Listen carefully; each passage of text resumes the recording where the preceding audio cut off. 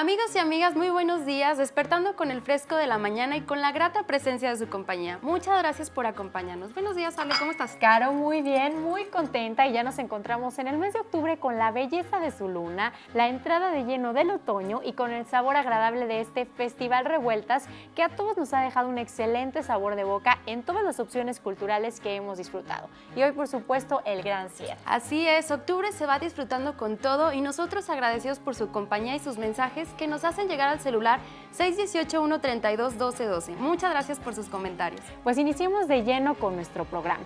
A propósito de que el próximo 24 de octubre se celebra el Día de la ONU, la cual fue fundada desde 1945 y para ello pues invitamos al profesor David Mendívil para que nos amplíe más sobre este tema. Adelante.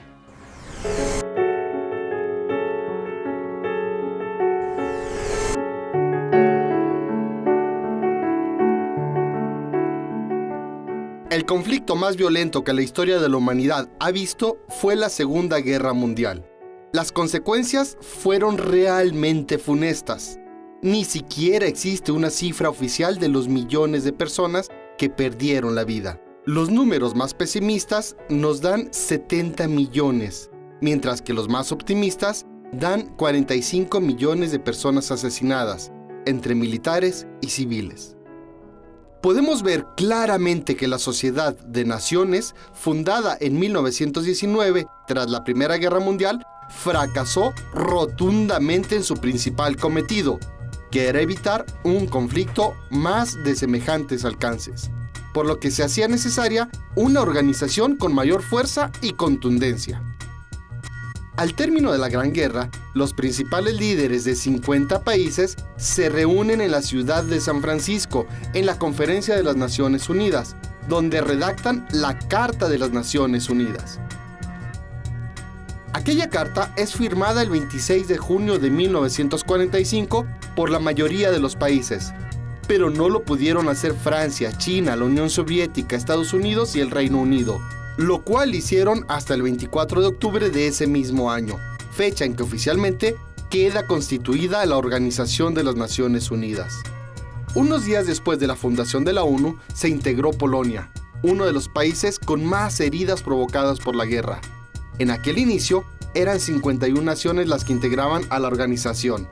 En este año lo hacen 193 estados. Algunos no se han integrado, como la República de China, Taiwán, por un caso especial en la soberanía, y el Vaticano, que participa como observador.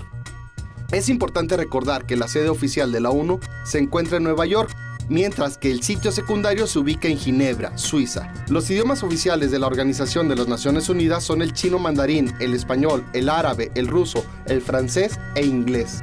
La ONU subsiste económicamente gracias a las contribuciones de los países que la conforman. El presupuesto bianual que maneja llega a los $19.840.250. La aportación monetaria de cada país es en base a su propia capacidad de pago. Entre los principales objetivos de la ONU está el control del tráfico de armas, que se da por todo el planeta, lo que ha propiciado que haya incluso niños soldados en África y Asia. En toda la faz de la Tierra son conocidos los cascos azules, aquellos soldados procedentes de los países que conforman la ONU y que tienen como objetivo cuidar y preservar la paz mundial. La ONU ha buscado el fomento constante al respeto de los derechos humanos, basándose para ello en los artículos 55 y 56 de su carta, de tal manera que obliga a los países a su difusión y respeto. Si hablamos de ideal, la ONU representa muchos, pero en la práctica es complejo realizarlos.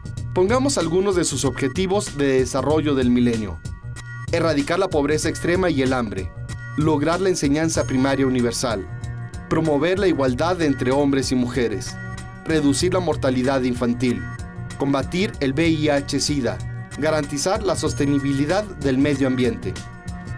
Los retos para la ONU y la humanidad aún son muchos, y el logro de metas se debe de ir cumpliendo con constancia y la decisión de gobiernos y personas.